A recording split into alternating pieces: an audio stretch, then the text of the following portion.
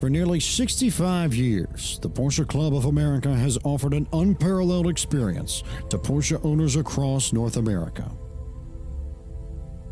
Now, PCA is proud to offer a new experience to the 130,000 members of the largest single-marque car club in the world.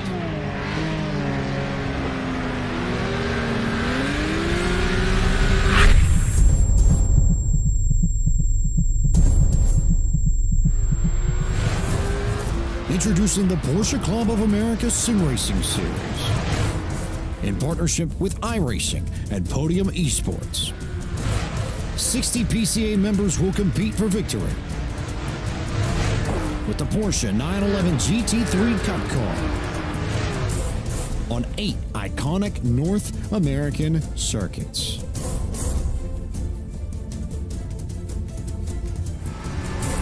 All broadcast live on the iRacing eSports Network.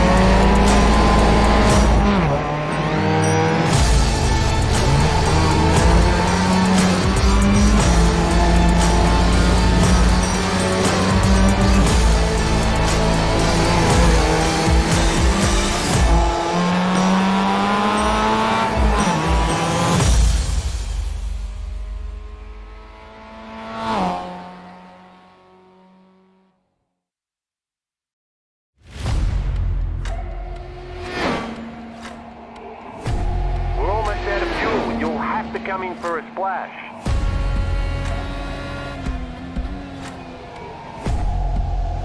3, 2, 1, now.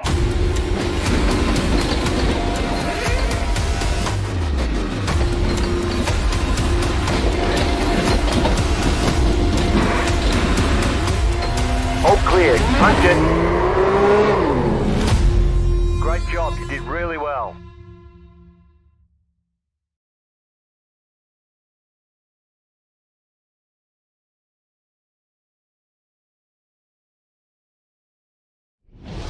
Welcome back to coverage of the Podium eSports qualifying day action here at the Daytona 500, and we get set for the second duel race of the JDR Graphics Duels at Daytona to set the starting grid for tomorrow's Daytona 500 right here on the Podium eSports Network. And I will turn first to Gary Weaver, who was alongside us for that first duel just a little bit ago, and I think, if anything, it wasn't necessarily too overly aggressive, but there were moments, especially towards the end of the race, where every once in a while I think the pressure just got to some of these drivers and they struggled to piece things together, and we had a few mental mistakes and errors. I know Ethan Moore was the big one that jumps out to me, where he openly owned up to it, but the pressure, I think, is really starting to get to some of the drivers here as we get closer to the big event. Yeah, that'd be William Moore, I believe. But you're definitely right. Where it's great though that he owned up to it. So that's great sportsmanship. I mean, he's definitely frustrated, no doubt. But that's what happens when you're in a big event like this. You made it so far through the qualifier. For some cases, for some drivers, you made it through the LCQ as well. So you are pretty worn out at this point. You don't really have the benefits, essentially, of either qualifying in instantly or just getting in through the qualifiers themselves. So it's definitely wearing in on these drivers, but they do have, some of them have at least one more race. So it's going to be quite interesting to see who places where after this. Who sits where, who sits what, where people start, where people finish, where people find themselves in positions here for the Daytona 500 tomorrow. 200 laps, 500 miles. It is a full-length event here to determine the winner of the GT Omega Racing Sim Rig and a significant chunk of the $7,500 purse that is going to go to all starters here of tomorrow's big race. I'll turn to you now, Mr. David Shieldhouse, as we sort things out here. Your thoughts on that first duel and what you expect to see out of the second, now that we've seen the sort of, I think we saw a noticeable rise in the level of competition, and the quality of racing, I think, was definitely improved upon what we saw earlier in the day. But now that we're going to get after it in the second duel, they've had their chance to wait, to watch, to see what happens. What will we actually see as per your crystal ball? I envision that we'll see more of the same. I'm encouraged by what we saw in the first duel, the side-by-side racing up front. And again, it's the old trope of the higher quality drivers work their way to the front and they put on the best show. And I think we saw a little bit of that in the first duel. Guys like Steve Sheehan, one of the few drivers who was able to go to the top side, use it to propel himself up to the lead, and then swing back down to the bottom to hold on to it. Haven't seen many guys do that, so something to keep in mind as cars starting to hit the track. So let's take a look at the starting lineup. Let's take a look here at the starting lineup in just a moment. And friendly reminder here as we get set for action at Daytona International Speedway. Not too much craziness here. You know the story by now. It is a 2.5-mile circuit here. We go for 60 laps, no time limit. People will be pitting. It's usually about a 45-lap pit window. And then we go through all the action here. 31 degrees in the turns, 18 degrees in the travel, 2 degrees on the straightaway as people get set to roll off here from Daytona.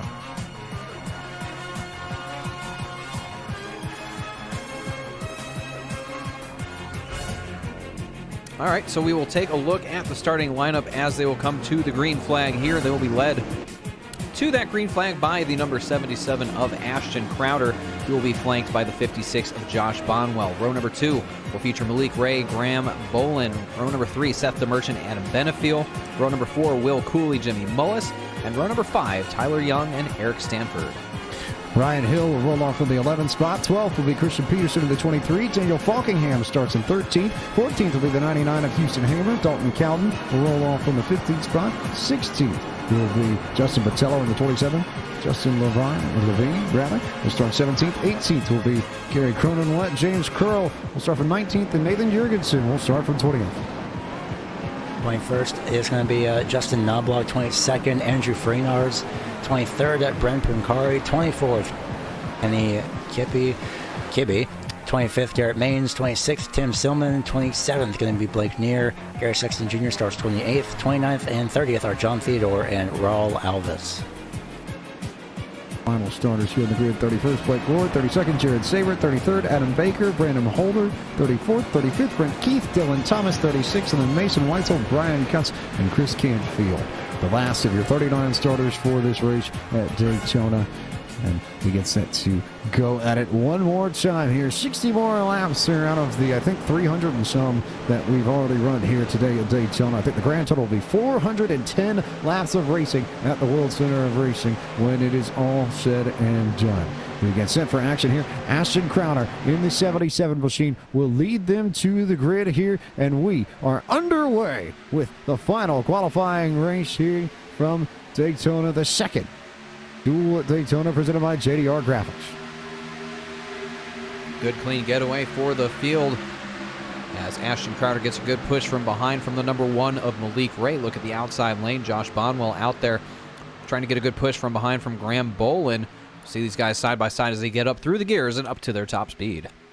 Everybody really shaking it down and getting a good run here to get things going. I see Malik Ray making a nice run on the bottom here. He's underneath Josh Bonwell, the 57, and Seth the Merchant up there at the front. Adam Benefiel with a nice run as well. As you see, Graham Bolin drop down to the bottom to pick up some of these drivers as they begin to fan out and get down into single file racing. They got the memo from everyone in that first duel, and no surprise here to see them try and get to single file racing so quickly in the second. Yeah, it's quite obvious that some of these drivers really don't want to start making the outside lane work early on.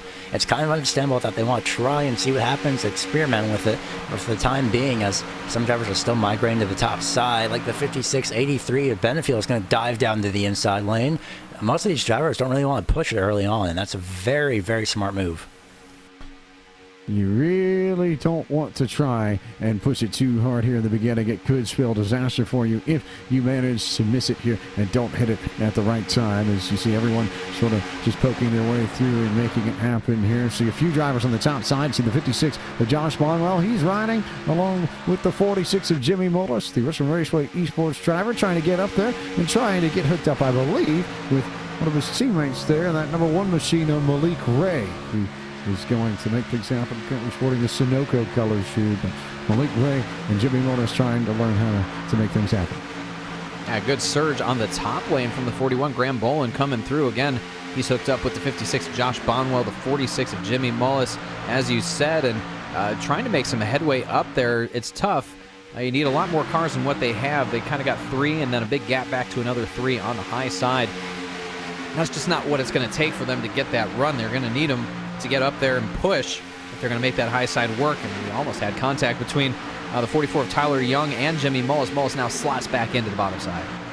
Mullis just slot down to the bottom here, so it is now just Graham Bolin in the top side there alongside the 56 of Josh Bonwell. Then you slip a little bit further back to Justin Levine there, hanging around in the 09 there, just rolling around about the 12th spot. The transfer spot currently belongs to Gary Cronenwet with the 01 machine right in front, and Justin Knobloch in the 91. Those two right there. That's your cutoff for the transfer spot here. And this time, I don't think we have any common keys to open up a spot here. So it should effectively be the top 19 guaranteed, plus the handful of provisionals that we'll hand out in advance of tomorrow's Daytona 500. Yeah, so they are good for the time being, like you mentioned, plus the provisionals. But up front, top side is starting to work out early on this time, as Graham Bolin is leading that top line charge with Josh Bonwell right behind him, and Jimmy Mullis in the 46 on the top side, and a huge other line of 5 other cars. Nope, make that 4 as Ryan Hill dives down to the inside. He's deciding, you know what, I made my way far enough up to the top side up here. I'm going to make my way down to the inside. But look at this. Graham Bolin is now side by side with second place Malik Ray. But right now, he doesn't really have any help from the 56 whatsoever. So as soon as he gets help from the 56, that lead could be gone from that 77. The lead could be gone from the 77 machine as Ashton Crowder hangs out in front of all this. The newly minted Burton Kligerman eSports driver making things happen in front of the Sunoco Richmond Raceway eSports driver. Malik Ray behind him, both draftees about a week and a half ago to get ready for Peak Series action, which will kick off here a little bit later this week. But the 57 is Seth Merchant there in the Peterson irrigation machine. That Chevy Camaro for Vincier Racing really hanging tough on the bottom and just sort of sitting around, waiting around to see how the run on the outside shakes out from Graham Bolin to Josh Bonwell and Jimmy Mullis. And Mullis seems very indecisive on where he wants to run right now. We did see him up top a couple laps ago, then he jumped back down to the bottom and he's weaving around. But look at this run coming. Again, on the high side, 2 cars become 4 or more as these guys start to group up and make a big run of it. It's only going to add more strength to that outside lane. it will only add more strength. A few more drivers towards the back of the field beginning to jump up there. I see Nathan Jurgensen in the 31 coming up. That's Andrew Farinor's right behind him, making the move up top. Houston Hamer thought about it, as did Eric Stanford in the 24, but they both ducked down to the bottom, so not so many cars on that top side yet, but they're trying to think about it, piece it together, as Jimmy Mullis jumps back down to the bottom, and Justin Levine now will have a bit of a gap here behind him, and we'll see if Mullis decides to stay up top or if he goes down to the bottom, and maybe it might be Nathan Jurgensen that closes the gap there. That could be Jurgensen, but he's stuck up on the top side for the time being, unfortunately. He does have help from Freenars in that 88 directly behind. Well, never mind. Right when I say that, he decides to go down to the inside. So leaving Jurgensen out to dry right now. So well, there goes that plan, I guess. Justin Levine, however, still with the other top two drivers on the top side, being the 56 of Josh Bonwell and the 41 of Graham Bolin. So they haven't really made any major moves yet. The most that they've gotten to is just beside Malik Ray, and they could be getting a run here off of turn number 2, but for the time being, it's relatively calm and single file down on the inside lane. Everybody got back down to the bottom there, and now we see Ashton Crowder. Oh, he thought about sliding up, and that almost caught Malik Ray off, and Ray was a little bit loose off the corner, so that'll slide Jimmy Mullis up, and Crowder can't decide whether or not he wants to block the 41 of Bolin or not, and instead will go to the bottom, and Bolin will now come from the top side with help from Josh Bonwell and Justin Levine, and those three, along with maybe Jimmy Mullis if he can get up there, might try and snatch the wheel away, but not yet. It will still be Ashton Crowder pacing this field. Crowder doing a nice job holding on in the 77 despite the advances of that outside lane as Levine gets a little bit closer to the back bumper of Bonwell to help out the strength built up there and push forward Graham Bolin. But so far nothing cooking as they go down the back straightaway once again. That inside lane still very, very strong right now, holding off 3 cars on the outside. If they can get just a couple more, might be able to push them forward that much. But you see right there in the center of the corner, 3 and 4, Crowder and Ray really pull ahead. Crowder and Ray really getting a good run on the bottom there, and now that you have a little bit less help there for the likes of Bolin and Bonwell, I wonder if they may start dropping back. We've seen some drivers use the side draft really well here, but not quite as well as they would like to use it. So we'll see whether or not they can piece it together or whether or not they start sliding back, and I think the answer is they may just start going back. Hopefully not gone entirely on a Berman, but certainly struggling to keep track of things up in the front of this field. Yeah, hopefully they will be able to at least latch on to a few other drivers or maybe try their best to side draft. I was going to say, expect some of these drivers within, in fact, just in front of them, to take up to the top side. Right now, no one's really made the move yet. They're probably judging the top line, saying, okay, well, either is it worth it yet to move up to the top side? And right now, they're moving their way back up forcefully just after they drop back. A few drivers looking to the top side are using that at least for cooling down their engines, since they've been singing single file for a few laps now. But for the time being, no one is really making any moves. I'm expecting the 56, well, I was going to say, to drop in front of the 44 Tyler Young. Well, now he doesn't really have any space, as Levine and Young are have closed that gap to less than a car length. Levine and Young have closed that gap indeed, and are now right on the rear bumper there, and already, oh wow, big run for the bottom. I think Bonwell and Graham Bolin got a little bit disconnected there through the corners, so Bonwell now drops to the bottom, and it's all alone for the 41 of Bolin, who could be sliding way to the back here momentarily if he doesn't get any help to come join him on the outside. They keep on bunching up, but Bolin now without a partner, but Bonwell, being the kind soul, decides to open up the inside lane and get Graham Bolin right down in there, so Bolin will manage to keep his place in the top 10. Nice move on display there from Josh Bonwell. Gave a little bit of room to Graham Bolin to get down there, and well, I doubt that in 40 to 45 laps we'd see somebody do something like that. But for right now, you don't really mind as Bonwell skeets around on the bottom, but skates back into the right lane now.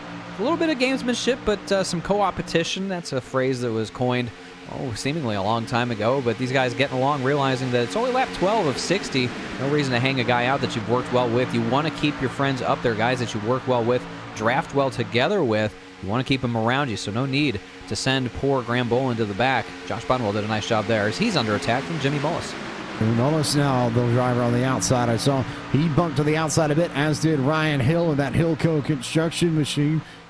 Hilco Disposal, rather, machine, because I'm great at reading sponsors, clearly. But Ryan Hill now working together with Jimmy Mullis of Virtual Raceway Esports. And Mullis now to the outside. And oh, look at that. Justin Levine now up there, too.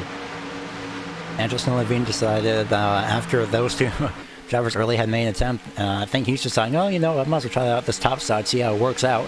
And he's doing a great job. I think he's going to, well, he's almost made his way alongside the leader, the 77 Crowder. But right now, Levine is getting a huge shot from Mullis. And, of course, Ryan Hill on the top side in that 55. Don't count him out.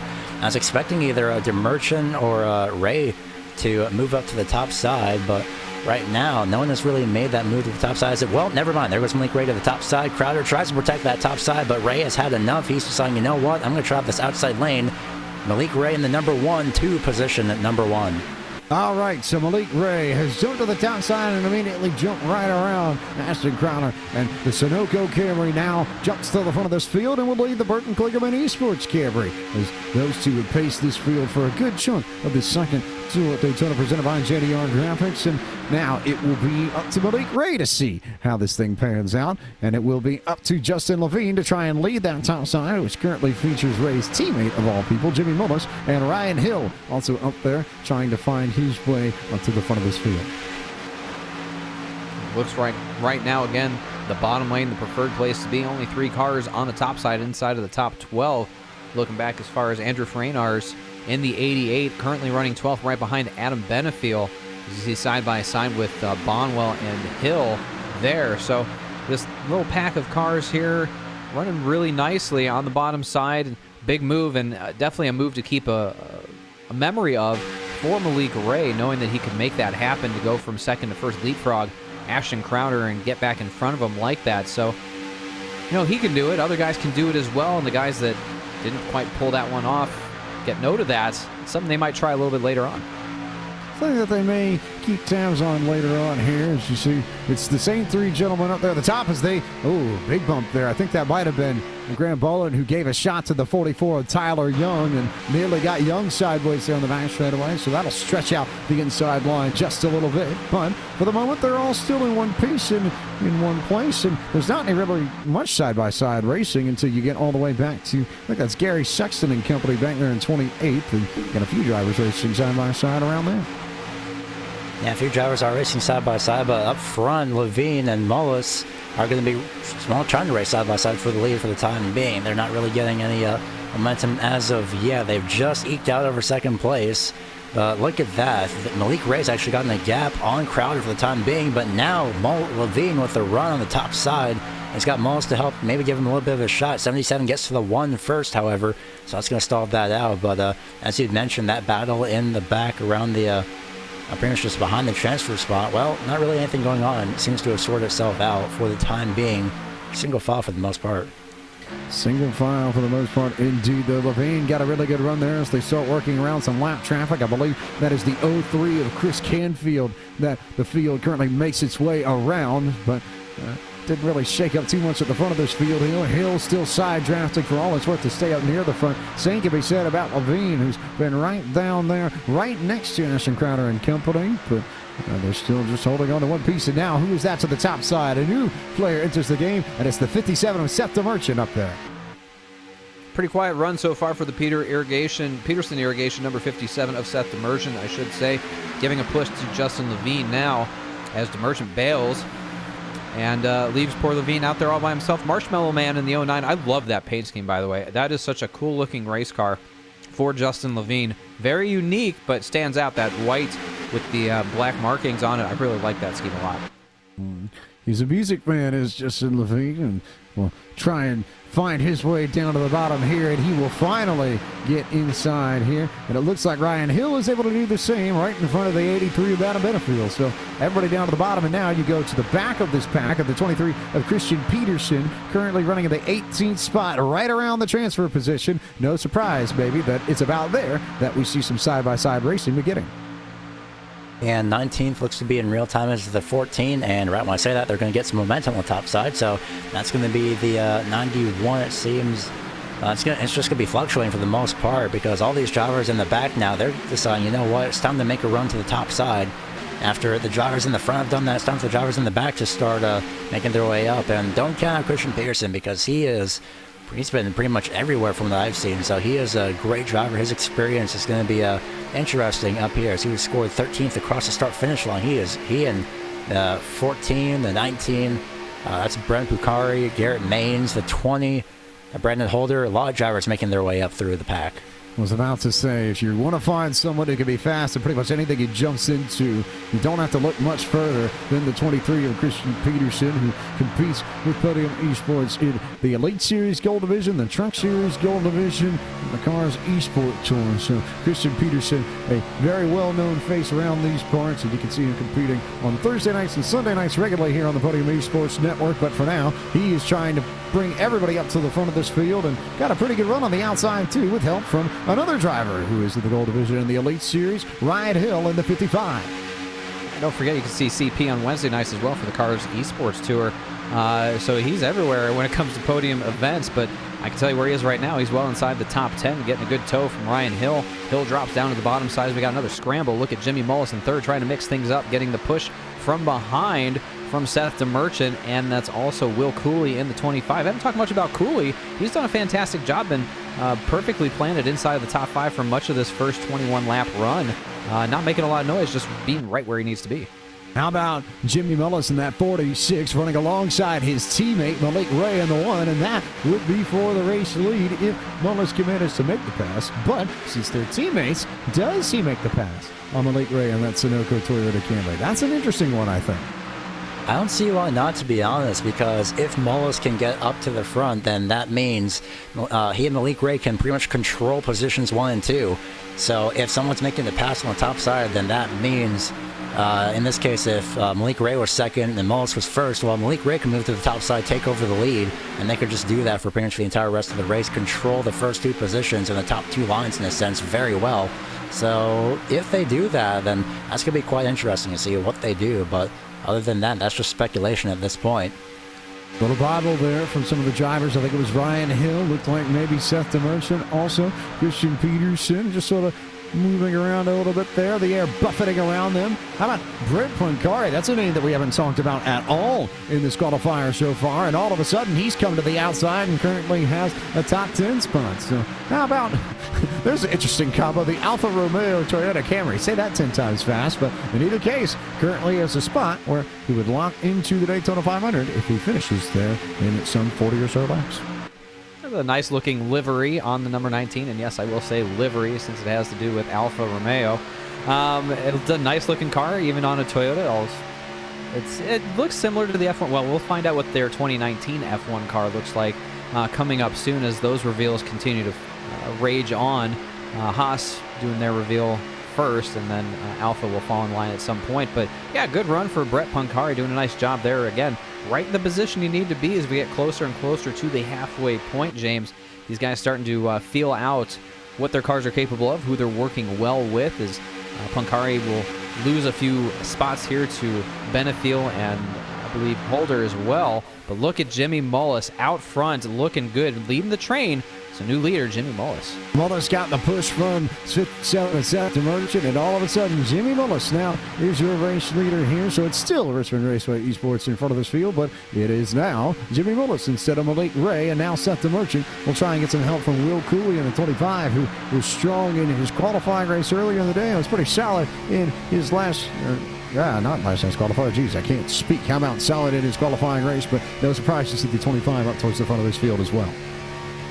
Yeah, for Jimmy Mullis making the move to the lead, he wanted to bring the 57 of DeMerchant with him, but he was hesitating to move down because he wanted to bring the 57 with him. So he just decided, well, I'm going to take control of the lead anyway. So don't count Christian Pearson, though. Pearson and DeMerchant, those two can also work together, as we have some drivers peeling off towards pit road for the time being for their pit stops. About 25 coming to 26. 25 coming to 26, so they're hitting the pit window almost perfectly. And we saw how well short pitting worked out as you see the 8 and the 5 get together. That's Dylan Thomas and I believe Jared Sabert, who also has damage here on the front of his machine. So that's a big one for Sabert in particular, as you see the replay coming up here. Tough break for Dylan Thomas and Jared Saber as they come together. Worse for Thomas as he got completely spun around, has to do another 180 to get into his stall, so that is definitely going to negatively affect his pit stop as the rest of the field pulls away. Unfortunately for Dylan Thomas, he is going to be on an island all by himself. So we'll see how that shakes out. Also, we'll keep an eye on race control to see if we have any penalties to come from that sequence of pit stops as we did in the first duel. But for now, all still clean and green and no issues yet. And Jimmy Mullis still in control of the rest of this field here. Yeah, Jimmy Mullis still in control. And I mean, you could also add Malik Ray to that as well, because he could possibly, move up in front. So it's going to be the hypothetical situation. There it is. He moves up slightly. As we're going to have some live traffic here on the top side. So a very smart move for him to go back down into a single file. But I was going to say before the pit stops happened that Seth DeMerch and Christian Pearson, if those two manage to hook up with each other, then as they pass lap traffic down on the inside, that's going to be quite interesting. But if DeMerch and Pearson could hook up with each other, then that's going to be quite interesting if Ray and Mullis can also keep together. So we could have about a 4-car battle for essentially top 2 positions, which is a 2-team battle as well. Everybody sort of blending in here, watching very carefully to make sure that everybody clears the lap traffic, and they do. So you'll have a few of these drivers who just sort of blended into all of this and will be scored in some odd spots, but they make it right in front of the leaders here. And we've got a mix then of drivers who have and have not pitted, and it will make things very interesting when the rest of these drivers who still need to cycle through and come down pit road decide to peel off for service. So watch the exits from the racing surface from those drivers. I wonder if some of these other drivers might be in trouble as you see the rest of the field come down pit road, or at least a good chunk of them. One car did get the boot there. Looks like, as I slide back, it was the 01 of Gary Cronenwet who got some help there coming into pit road and got a pretty big smack into the wall, and I couldn't quite tell who got into him. It was the 6 of Tim Silliman who got right into the rear bumper there of Cronenwet. I tell you, there was another incident between Garrett Maines and Blake Neer. Blake Neer with a really late attempt to try and get on pit road. Garrett Maines was right there, nowhere for the driver, the number 11, to go, and both of them go through the grass, so problems for Neer and Maines. That's going to be a big blow to Garrett Maines. He'd been doing a nice job working his way up through the standings after starting towards the rear of this field. Now got a big problem, a lot of damage on the front end, and missed his pit road. This is pit road. You see the rest of the field coming down for service as well. No penalties yet here from race control as you see one car hard into the wall. It was the 4 machine there, and then Maines missed pit entry again and will slide up into, and Blake Neer as well here, but the 4 and Neer in the 14. So a lot. Brian Cutts was the man who ended up hitting the wall there on pit entry and just couldn't back it down in time. So a lot happening here on pit road as we sort everything out. And it's just a lot going on. You see on the replay, the 4 just broke loose. 20, I believe that's a 29 that got a piece of that as well. But to get a correction on that, yeah, it's Kenny Kibbe. He got a small piece of that. So Garrett Maines missing the pit road for a second time. He just decides, I'm just going to enter through the side. And you can see on the replay there, the 11 just broke loose. And, well, he just decided to just not even go around another time. Just take the penalty if there is one. And there probably is getting a penalty there for entering pit road unsafely, not through the actual entry. So a lot going on, like you mentioned, James. So Pike, I should say, is back out, and it seems to be Will Cooley is in the lead, I believe, for the time being. I mean, you can call me James, you can call me Pike, no matter what here. Doesn't matter. We have no Kahula here to throw things off. So I think to answer your question, though, it should, if I'm watching the cycle here correctly, be one of Will Cooley or Jimmy Mullis as they come to the line for the race lead. It'll be tight, and I think Cooley had it at the line, but Mullis will pass him, and so it will be this train of Toyotas, Jimmy Mullis, and then Ashton Crowder and Malik Ray, who will be your race leaders here. An absolutely ugly exchange of green flag pit stops, and you see just how quickly that can change the complexion of this race. Guys trying to get on and off, and it just doesn't work well for them. And again, these are the tricky spots for a race car driver to deal with. You can do everything right on the racetrack, but when you elect to come down pit road, things can go from bad to worse, like we saw for Garrett Maines. 2 times trying to get onto pit road, and a lot of problems there. And so in effect, barring a major change or something, a catastrophe in front of him, Garrett Maines' shot at getting the Daytona 500 is in severe peril right now. But for Jimmy Mullis and the rest of the guys behind him, execute perfect round of pit stops, and that's why they're out front. 34 machine having a lot of fun out there as we try and sort out what just took place there with Greg Warwick, who nearly ran into a little bit of trouble there. He came up off the racetrack and was stuck there and nearly swung back into the field here, but managed to escape here and keep it in one piece. Unfortunately, someone who did not manage to escape was Will Cooley. He got black flagged for driving through too many pit stalls on the exit, so he's going to be serving that penalty the next time he gets around to pit road, which should be this time by, and he will pull off at the pit road. So he's slowing it down, watching for those brakes to lock up, or those tires, but he does manage to get under pit speed in time, so unfortunate break for that 25. Very nice run there from Willie Cooley to get in pit road, but the fact of the matter, I think, remains at this stage that he will need a yellow flag of some sort to get himself back into position to qualify for the Daytona 500 tomorrow. He'll need some help here, no matter what. And we got a change again for the lead. Jimmy Mullis was in the lead before we saw the penalty for the 25. Now put Malik Ray back out front as he's followed by Seth DeMerchant and Christian Peterson. So put Jimmy Mullis back to fourth, Ashton Crowder fifth. As that lead swapped around, Malik Ray in the Sunoco machine looking good, leading this train on the bottom side. Looks to be about, what is that? 7-8 cars there in a line. Well, about 7 or 8 cars maybe there as you see them work their way around lap traffic here, and they'll sort through things as they roll out. But I guess amongst the tide of people who seem to disagree with me, and I will be a little bit salty on the broadcast about it because I can't be. I have a feeling he won't be too happy either, because usually Chuck doesn't like getting pulled out of his routine, but we sort of wrested him away by the neck to bring in Chuck the Duck for, as always, the Podium eSports trivia question here. So, Shieldhouse, this is your gig. You want to do it? Yeah, I think you got a good time to do it now, so if you'd be so kind, please, sirs, up in the booth, cue the Chuck. Chuck goes on screen to introduce our trivia question, and as always, 3 very important rules to take note of before we play. The first is that employees and contractors of Podium eSports LLC are not eligible to play for this. Second, for everyone listening in the chat, is that only the first response from participants shall be counted. You punch in 1 response in chat per person per broadcast. That's it. Any responses after that will be deleted by our moderator, so make sure you think before you type. So now, tonight's trivia question in honor of the ARCA season opener that took place today. Can you name the number of drivers who have won the ARCA race at Daytona and then gone on to start in a Daytona 500 in their racing career? Didn't necessarily have to win the ARCA race and start the 500 in the same year, but just win the ARCA race at some point and then start in a Daytona 500 at some point. If you can punch in the correct number, then we will give you either iRacing credits or an Amazon gift card courtesy of Podium eSports. Meanwhile, for the lead, the 57, Seth DeMerchant and Christian Peterson are making their way around Malik Ray. So finally, those two have hooked up, but don't count out Jimmy Mullis and Malik Ray, as it's going to be 2 teams and 4 cars. It's going to be quite interesting. And just like that, very conveniently, we have a winner here as the yellow flag comes out.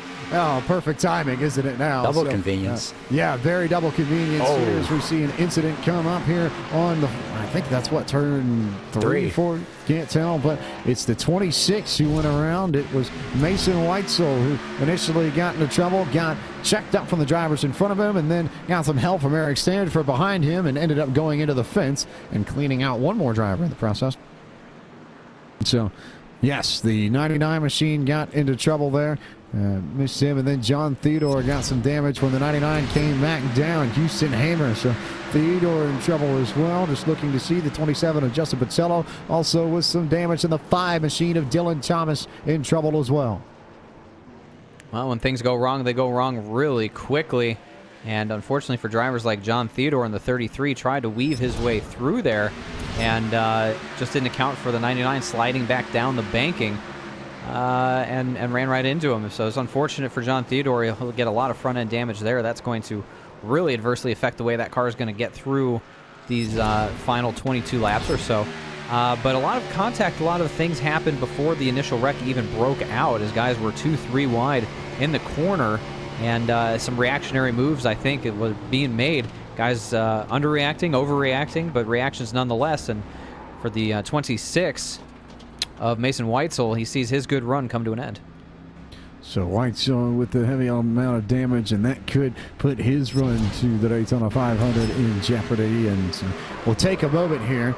We look under the yellow flag just to sort of sort this out one more time here and see how things shook out for Weitzel and company. But we'll also take a moment to talk about the winner of trivia, because we did have one come in right before the yellow flag came out, and that winner was Newman Fan 34, who named the correct number of drivers who have won the ARCA race and started the Daytona 500 in their racing career, and that was 12. And in chronological order, that would be Grant Adcox, Ralph Jones, Mickey Gibbs, Ben Hess, Jimmy Horton, Jeff Purvis, Mike Wallace, Andy Hillenberg, Kenny Irwin Jr., Ryan Newman, Kyle Busch, and Michael Annette. It's all drivers who are champions of the ARCA Daytona 200 who have gone on to start the Daytona 500. So big congratulations to Newman Fan 34 for winning tonight's trivia question here. And as always, get in touch with our admin, Maximum Line, and we will get you sorted out with either your Amazon gift card or your iRacing credits, whichever you prefer. And congratulations to him on that. So as for the race, well, Graham Bolin in the 4U1, he's currently 19th. And he is in the transfer spot, and surprisingly, really only on just lap 38 right now, coming to lap 39 at the start-finish line. As James Crow is just looking out on the outside, he's outside looking in that number 51. He was almost involved in that wreck, I believe, but he just barely managed to squeeze through. Barely managed to squeeze through here. Now, I think the one important piece to note here for some of these drivers is that I wouldn't necessarily say it's completely over yet. A reminder, we are not under any threat of a time limit here, nor will we be. So we're going to go all 60 laps no matter what, and you can keep your car rolling here, and if someone gets into it, as we've seen here in these duels races, if you're somebody, I think of John Theodore in particular, who definitely has damage, who I don't think will be able to keep up in the way that most of the rest of these drivers could with the damage, but if he can hang around and keep that car rolling and out of trouble as others wreck in front of him, he may be able to make up the gap and find his way into the Daytona 500 yet. A lot of good storylines yet to be written here of how drivers make it in to the Podium eSports Daytona 500. And, you know, when everything comes to a conclusion here tonight, these guys will all have a nice evening to rest and sleep and recover from the long day of racing here in Daytona. They're going to need to get their rest because it gets even more serious tomorrow, but something to think about for the guys that do transfer in. They're going to have a smile on their face, probably sleep pretty well knowing they got the job done. And I'm sure, are having some fun tomorrow on the broadcast, James, talking about the different storylines, how certain drivers got in to this event. Some of them through just being fast in qualifying, some of them through good skill and finishing up front when it mattered most, and some of them just plain old good-fashioned luck. Plain old good-fashioned luck is never a bad thing to have here at Daytona, especially when you have so many variables that are out of your control at the World Center of Racing, and it's not always the easiest of things to get around here. You think it's a place where you're just hanging out and let it go full throttle all the way, but you have trail braking in the drafts. You have to watch and see what happens ahead of you or in front of you while drafting someone tucked up against their rear bumper, so you can't really see much of anything. You might be overheating the engine, and then you have the strategy calls that you have to make. It is far, far more complex than it would seem. Yeah, it's definitely way more complex than how it is. And lights on the pace car will go out. And, well, look who's on the front row. Seth the Merchant and Christian Peterson, teammates. This is going to be interesting, as there's a reminder about this duel, where it's only one pit stop needed for most drivers, and of course 60 laps, no limit, 19 advance to the 500, and the rest will go home. Graham Bolin is still in 19th, of course, as we haven't really gone green as of yet, but, well, it's going to be interesting. You did mention trail braking, Mr. Pike. Well, to me, I feel like Daytona in the draft is kind of like passing somebody, or at least slowing down on the highway. You want to brake, but you also don't want to really run into the person in front of you full speed. So you either let off or you just brake as lightly as possible while still keeping with the car in front of you. Except the difference between Daytona and highway is, well, there's a lot more cars going at a higher speed here at Daytona, and there is banking as well. There is indeed banking here. And also of note, just to sort out everything here as we get set for the green flag to come back out, South to Merchant will be the control car for this restart to come on lap 41 of 60. His teammate Christian Peterson from Vincia Racing and that other Peterson Irrigation Chevy Camaro will start second. Third will be Malik Ray and Jimmy Moss, the two Richmond Raceway eSports drivers. Moss will start in fourth. Ashton Crowder for Burton Cleverman eSports will start in fifth. Sixth will be Adam Benefield. Tyler Young will start seventh. Brandon Holder eighth. Justin Knobloch ninth. And Brent Keith in 10th. And just a note on the qualifying drivers. The top 19 will go to the 500 from this race. You have the two drivers who were the fastest in fixed qualifying. The Junior Motorsports drivers of Michael Conti and Nick Ottinger have already locked themselves in, as has Colin Keister by being the fastest man of the open qualifier last night. And there are two provisionals for Podium eSports to use at their discretion, and that will represent the final two slots available for racing tomorrow afternoon in the Daytona 500. As you see, DeMerchant and Peterson, maybe no surprise, get hooked up, and the same for the Richmond Raceway drivers. Mullis and Ray get together as well. Mullis really had to fight hard to get to the bottom in front of Malik Ray. Tried to break away from Adam Benefield in the 83, able to do that. So we got teammates first and second, teammates third and fourth as well as they continue to fight behind them. But that's the benefit of having teammates. You can work together, coordinate, and communicate on these restarts to make sure you bring your buddy with you. Just got to be mindful that you're not switching lanes too soon so you get that black flag. You work on the white flag and try and find ways to sort things out if you get in trouble here. Also of note, Will Cooley, who got the penalty earlier on pit road, currently scored in the 27th spot. So Cooley has the speed to get back up to the front of the field, but he has work to do in order to get back up into a transfer spot, and not all that much time to do it. Already working that 42 of 60, so south of 20 laps to go here at the World Center of Racing. Yeah, just under 20 laps to go as well. Unfortunately for the 83 of Adam Benefield, he's fallen back a good distance, but fortunately he's got a little bit of help behind him in the form of the 32 of Brent Keith and the 09 of Justin Levine. Falkingham, the number 10, he's in the transfer spot. Same with Freenars in the 88 on the top side, and maybe Graham Boland if he can make his way back up. Said his name a lot over the past few laps, but you never know, as the entire top 5 is single file for the time being. Boland's certainly not a stranger to the outside lane. He was up there running with Jimmy Mullis and company at the very beginning of this dual race, so no surprise to see him up there on the top side once again. But the man currently pacing the top side as the leader of that group is the 83 of Adam Benefield. He's got help from the 32 of Brent Keith. I see Justin Levine in the 09 back there, Daniel Falkingham in the 10 machine, and Andrew Freenars in the 88, all riding up there, trying to find their way up towards the foot of this field. Falkingham getting a great run down the back straightaway with Freenars pushing him in the 88. A little bit of indecisiveness there in front of Levine. Lost his buddy that he really needed to have up there in Brent Keith. Keith back down to the bottom side. So, and now there we go, back down to the bottom side as well goes Malik Ray. So what the top side was starting to materialize has come apart once again. Benefield down to the bottom side as well. So now it's all up to Levine if he's going to make a high side work. Looking to moving up here right now. Doing a nice job up alongside the 32 of Brent Keith. So up alongside the 7th place car is where that outside lane is for right now. Can they build more momentum? Maybe. They just need more cars.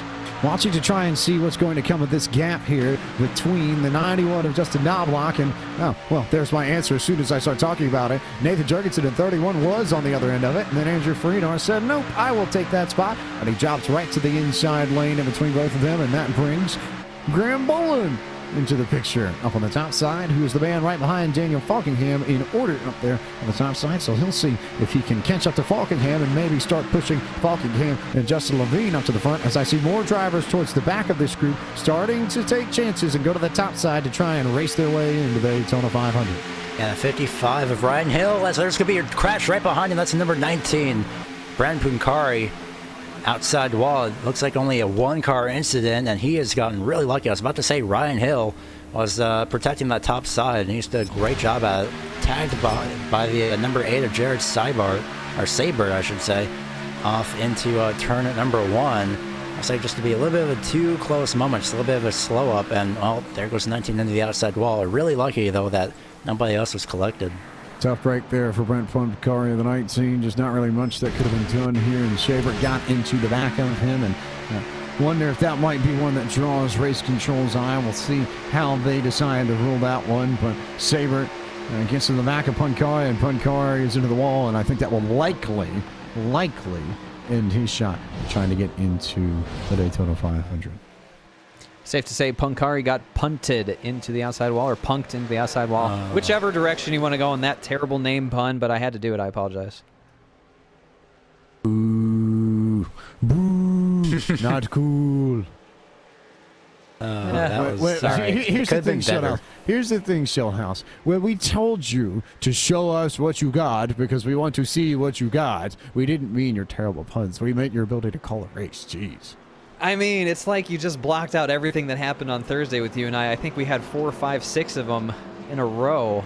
So you can't separate yourself from the bad dad jokes and the puns that we like to throw out here. You can't just put me out there like these guys are dropping guys to the outside lane just to run by themselves. Don't do that to your guy. Come on now. I mean, you do have a little bit of a point there, but I like it when your jokes are musical. It's much better when we're talking about My Heart Will Go On than it is about Puntari getting punted. Jeez. Okay, I'll find some more musical quips. Don't worry. Before this thing is over, you have my word. Within the next 15 laps, I will get you a musical one. Yeah, make that 14, actually. And 14 Fine, laps. running out of time. Running out of time very quickly here as the pace car brings this field around. We'll take a moment to remind you, while we have a moment, that tonight's broadcast of the Podium eSports qualifying day action here in Daytona, and specifically the Duels Daytona presented by JDR Graphics, is brought to you by Lefty Productions. Lefty Productions is a company that specializes in producing marketing and advertising videos. They have experience with aerial drone video and photography, motion video graphics, training videos, and much, much more. Lefty Productions is also proud to be the producer of all videos for Podium eSports. For more information, you can visit them at www.leftypro.com. Also, we'll remind you all that we have a full day of racing tomorrow on the Podium eSports Network. It starts at 3:30 Eastern Standard Time. We'll go live with our coverage for the inaugural Podium eSports Daytona 500. It will be a barnstormer of a race as we go for 200 laps, 500 miles to determine the winner of the big portion of the $7,500 purse and a sim rig courtesy of GT Omega Sim Racing. So a big prize on the line for someone here at the end of it all. And then, if that wasn't enough racing for you, guess what? We heard you like racing for your racing, so we got you more racing in the form of the Podium eSports Truck Series at New Smyrna Speedway. We'll go short tracking with them as Real Life New Smyrna plays host to the World Series of Asphalt Stock Car Racing. We'll give them a tip of the cap and do our part by bringing the Truck Series to New Smyrna for an 8:30 p.m. Eastern Standard Time start time. And as always, all racing here from Podium eSports can be found right here on the Podium eSports Network, which you can log into at any time to watch replays and clips and what have you at twitch.tv/Podium eSports. Wait a sec. I can't do name puns, but you can do exhibit memes? That's not fair. Where's my... I need the thinky face one where you tap your temple. I'm doing a big think right now. That's how you circumvent the system, baby. Also of note here, as always, and as obvious, tonight's broadcast of the Podium eSports Duels at Daytona is brought to you by your resource for motorsports designs and renders, JDR Graphics. You are proud presenting sponsors of our duels tonight. You can find out more information about them to get any sort of designs, renders, decals, all that sort of thing taken care of. Head to www.jdrgraphics.com for more information on them. And since we're just going to go ahead and roll through all of these here, since we have time, the last bit that we need to talk about is that if you have a brand or business that is interested in advertising and partnering with Podium eSports, we have space available for you. Podium eSports is a plan for every budget and can custom tailor solutions to suit your business or brand's needs best. For more information on the wide variety of advertising and partnership possibilities, send an email to admin@podiumesports.com.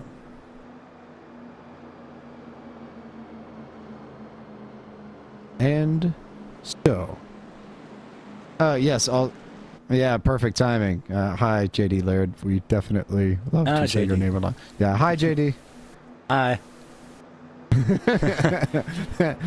I wonder if JD should have showed his face, because now I see Chad Coleman coming and saying, "Where's my car, Peyton? I want my car, Peyton."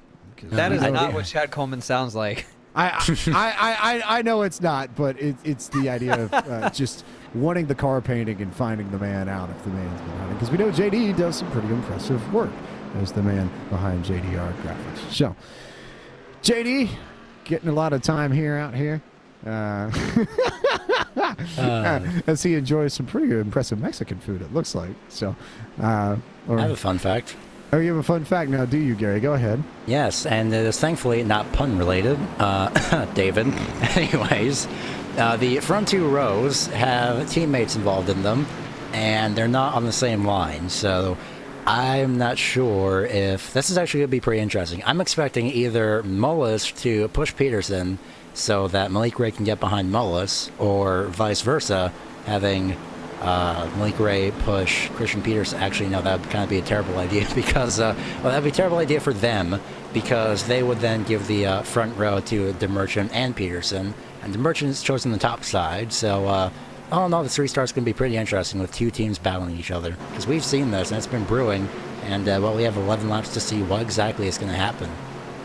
I have to give a platinum star in chat to Cake Haven because I will admit I definitely did not watch that Office episode not too far away from this race. How about last night while I was prepping for all this? So, how about this? I do declare that the top 10 for this restart will look like this as we get set to go back racing on lap 50 of 60. Seth DeMerchant will be the control car starting on the outside. That is Christian Peterson. Teammates for Vincere Racing 1-2. Richmond Raceway eSports drivers Jimmy Mullis and Malik Ray, 3rd and 4th. Ashton Crowder for Burton Klingerman 5th. Adam Benefield 6th. Brent Keith 7th. Brandon Holler 8th. Justin Levine 9th. And Tyler Young 10th here as we come down to the last 10 laps and change from the World Center of Racing. Pace car is off. DeMerchant is in control, and he will go and lead them to green, and Malik Ray really was there. He tried to jump it, tried to time it right, and I think he just came a little bit too early as you see cars going around the 32 machine of... Oh, wow. Somehow they saved it. I thought that was going to be way bigger than it was, but it was the 32 machine there, and then Daniel Falkingham in the 10 that got swept up, the 32 of Brent Keith. Daniel Falkingham made one of the most impressive drives away from the wall that I thought he was going to clobber I have ever seen. He looked like he was dead to rights going into the inside wall. Somehow pulls the wheel hard right, stands on the gas after an impressive lockup of the brakes, and pulls it away, and that 10 remains undamaged.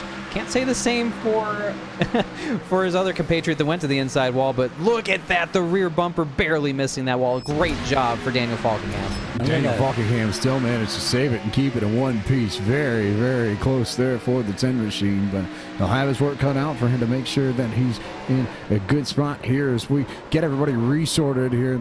They're a long, long ways away from the pace car. Here still to get to the pace car, which is currently over in turn, I think 3 there, just about ready to come into turn 3 now, and the leaders here are now only on the max straightaway, so it's going to be tough here to get this all wrapped up. I think in one lap, I think we're going to have to add another lap on this yellow flag. That looks very familiar. That was a great save by Falkingham. That looks oddly familiar to when Michael Waltrip was spun on the inside at Talladega. Somehow kept it off the wall with probably about that same distance from the back bumper to the wall. My goodness, that was impressive by Falkingham. And he's still inside the top 19, no less. He's making his way back up as the caution was out. So, well, as the caution was out when he was still within the top 19. He was 18th across the line. So, that is probably the best save of the night. Clip it, clip it, clip it, clip it, and share. That's the easiest way to do, or I guess manage something like that and deal with something like that. So, totally impressive save from Falkingham, who had that thing turn all the way to the left, then all the way to the right, and somehow managed to save it in one piece. That is a fine display of driving talent from Daniel Falkingham. Didn't panic, knew what he needed to do to get out of that position. Got the brakes locked up a little bit, set the nose, turned it hard right, but not too much, gassed it up and drove it away from the wall, and then had the wherewithal to not overcorrect and loop it once again. That is so hard to do. So for Daniel Falkingham, give him a big round of applause. Stand up, get up, show him some love, and yeah, somebody clip that and share it. That's got to be on the iRacing Save of the Week video list. If there isn't one, maybe they should make one. Maybe they should. Might be a good idea. So, I'm pausing here because Cisco's decided to turn into Bob Marley in the internal chat. I'm not necessarily certain where he's trying to go with this one, though I appreciate trying to bring in that album into this great album. If you haven't had the chance to sit down and listen to the King of Reggae, it's certainly worth your time, especially if you just want to chillax. which some of these drivers definitely could do with right now, because I know you've got more than just a few nervous drivers in this bunch here trying to secure their spot into tomorrow's Daytona 500. It's definitely more than a few. More than a few. 19 is a lot more than a few, of course. Let's see. I'm going to choose my words carefully, because the last time I said this, it didn't exactly end well. So, let's see. Lights are still active for the time being. We have time for one more caution, if it does happen. And I'm going to, for the second time, strongly emphasize the word if. And we are going to have probably about 2 more laps of pacing. So I may be way incorrect on that one. We may just have at least 1 lap long enough for a caution. But other than that, well, not really going to be the case. Seth the Merchant, Malik Ray, 1-2. That means Peterson may be starting behind his teammate in the Merchant. Adam Benefield snuck his way up to 4th. I believe he was actually within the top 20 earlier on, or within the top, within the top 20 earlier on this race. Jimmy Mullis is somehow 5th, very impressively enough, but Brandon Holder, I'm seeing, he started 34th. He's all the way up to 6th. He just really shot his way up by the end of this one. And so you would figure, I would think that the Merchant will probably find his way down to the bottom for this restart and go ahead and start in front of Christian Peterson. His teammates, the Vincia Racing drivers, will get a good run at this, like you said, and that will put Ray and Benefield up on the top side, and Mullis will be down on the inside from his teammate Malik Ray. So I wonder if Mullis will try and sneak his way out to the top side there to get together with his Sunoco Richmond Raceway eSports teammate there in that Toyota Camry. Interesting thought there to sort of piece together. Also, if we slide a little bit further back, man in the transfer spot right now, Eric Stanford in the 24 machine, Jared Sabert currently in the 20th spot, Will Cooley, who had that pit penalty earlier and had been locked into this for a long while as they ran 2 spots on the outside looking in as it stands in the 21st spot. Also looking here at some of the notables, Adam Baker is a Podium eSports Elite Series Gold Division regular who's in 23rd on the outside looking in. Same goes for Josh Bonwell, and you can find Silver Division, and then Blake Neer, who also is one that you find, especially in the Street Stock Series. John Theodore also back there, who got caught up in that wreck. Still struggling in 27th and with damage and needs some help. Same can be said for Garrett Maines in the 11 machine. Justin Botello also trying to piece things together. He has gone down pit road many times for a lot of service to try and fix up that number 27 Sim Design Contest machine, but he needs help. He's currently in the 32nd spot here, and I think we'll almost certainly need a very big wreck somewhere in the front of this field to have any shot of getting into tomorrow's race. Well, that possibility always exists, especially when you got these guys in the closing laps at Daytona, so there could still be a big wreck hanging out there waiting to unfold. But let's just touch on the fact that Daniel Falkingham, after his little excursion down into the infield and near run-in with that wall, still in 12th, so well inside of the top 19. Might need a new change of underwear for the driver, the number 10, but he's still in the position he needs to be in to transfer to tomorrow's Daytona 500. So Falkingham really saved himself, saved his race with that good driving. I know there's a insurance company that used to sponsor good driving. Maybe we need to find something like that for, here at Podium. We'll take a moment here to reset the top 10 for this restart, which will come on lap 55 of 60. So getting down to it here, Seth the Merchant, Malik Ray, Christian Peterson, Adam Benefield, Jimmy Mullis, Brandon Holder, Ashton Crowder, Tyler Young, Justin Knobloch, and Justin Levine, your top 10 for this. Also to touch here, also a big thanks to Fastlane Rachel for the host. Also, we'll touch very quickly that Michael Conti and Nick Ottinger will be first and second on the grid in the 500 tomorrow. They were the fastest drivers in fixed qualifying last night. So the Junior Motorsports team in the Peak Series will go 1-2 when we go to Green Flag Racing tomorrow. But as it stands, Seth the Merchant will lead them to green, and as I suspected, he went to the bottom to go pick up his teammate Christian Peterson, but Malik Ray got a pretty good jump there on the outside, and he may be just inches ahead of the Merchant when they go into 1 and 2 here. He's got help from Adam Benefield on the backside, and they're side by side here all the way through the field as they come through turn 2. Yeah, Benefield is not going to let that opportunity get away from the one Malik Ray. Ray has been in the top 3 for essentially the entire race, minus pit road. But right now, these drivers have help from Brandon Holder on the top side, Tyler Young, the 09 of Levine as well, and same with even Daniel Falkingham, the 51 also up here. So these guys are going to be even up with first place if that one and Malik Ray can get just one more shot from the 83 at Benefield. They're going to try, and this time by it's going to be 5 laps to go. 5 laps to go this time by. Currently watching here as they come across the stripe just to keep track of things down to the transfer spots. It is currently Chris Canfield of the 03 who has it. Will Cooley is right there. Gary Sexton and Josh Bonwell all fighting, trying to find things happen as Cooley now has got the spot here. He's jumped ahead of Jared Sabert. So a lot of podium regulars right back there trying to fight for their lives to get to the Daytona 500.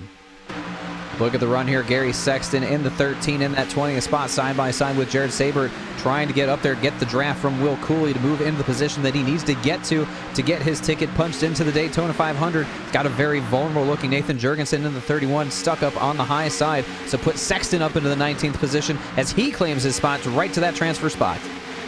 Sexton just ahead of Jurgensen there, and Jurgensen now left out on the top side, so he may be in trouble if everybody goes down to the bottom, but yes, still stuck up there as things sort of shake out there. Sexton in the last transfer spot. Bonwell now up to 20th. 21st will then be Sabert, and 22nd will be Eric Stanford, and Jurgensen will go all the way back to 23rd there, so big trouble for Jurgensen. He's got work to do if he wants to get into the show tomorrow. Bonwell gave that number 13 a huge shot down the back straightaway, and again in turns 3 and 4. Somehow they did not wreck, as on the top side comes the 8 of Jared Sabert, and the 51 maybe falling back as well. Still in the transfer spot is that number 13. It could be the 51 of James Curl. If he falls back at the start-finish line, he'll be 18th, but in real time, well, it's going to be the 51 that's falling back, and he will be out for the time being, as Bonwell is still on the back bumper, and he may be in as soon as he gets by the 51, and he is into 19th officially in real time. 24th outside looking in. 3 laps to go here at Daytona, lap 58 of 60, and everyone up ahead of this is single file, no double file racing yet, so all eyes right there on the transfer spot, which currently belongs to the 13 of Gary Sexton, the lefty pro machine, trying to get his way into the big race here, but he is under heavy fire from the 56 of Josh Bonwell. They say 1 is the loneliest number. There's your musical pun for you. And right now, the loneliest number belongs to Brandon Holder in the 20, stuck up on the outside by himself, kicked from the outside of the top 10, falling back through the field, now currently in 14th, trying to surge ahead, but he is in jeopardy of falling outside of the top 19. So there you go, James. I told you I'd get a musical reference in, and there it is. There you go, give you credit. Now, Sexton got moved, and Bonwell bounces, and Bonwell will go to the side and try and sneak back into this and cut in line, and he gets it to Sabert, and then Adam Baker goes for a ride into the infield. No caution yet here with 1 lap and a half to go. It's all on here at the back of this field for this final transfer spot. This is absolutely insane. Oh my goodness. No, there goes the 24 round. We're going to find out who gets the position as they both spin. 51 collected. Caution is out. 51, 31. Around on his roof across the line. Not sure who it was, but Bonwell, 56 of Bonwell, got the transfer position. Oh my goodness. Coming to the white flag. Congratulations to him. He somehow snuck his way through. Oh my. Bonwell survived it and survived the madness. I think it was the 2 Beast racing drivers, James Curl and Nathan Jurgensen, who got into each other there as they all wrecked coming off of 4 right around the transfer spot. No surprise to me there that that's where all of that started to shake out here, but this was all Jared Sabert and Eric Stanford where they started. They were trying to get around Gary Sexton, and I think the 24 of Stanford was just caught in between 2 minds, trying to jump around the outside of Sexton, but left the door underneath for Sabert, and Sabert got into Stanford. Those 2 started wrecking, and somehow Josh Bonwell ducked underneath it all as Jurgensen and Curl got swept up with one another, and Josh Bonwell, I believe, officially managed to get the final transfer spot, so he should be locked into the Daytona 500 tomorrow. It should be pending any sort of review of Josh Bonwell rejoining the track after that little scrum off of turn 2 when Gary Sexton got out of shape and they got together, shooting Bonwell down below the yellow line. Came back up on the track and made contact with a couple of cars, which sent poor Josh Baker spinning through the grass.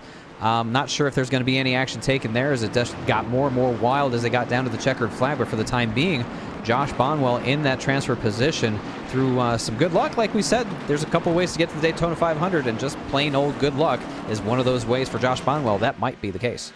that might be it here as we've taken the checkered flag, and Seth the Merchant is going to win the second duel at Daytona, presented by JDR Graphics. Christian Peterson, his teammate, goes 1-2, so that'll be an interesting one. Those two should line up together for tomorrow's Daytona 500. The Vinci Racing teammates doing a nice job of surviving the madness to come home here and take the top 2 spots in this second duel at Daytona.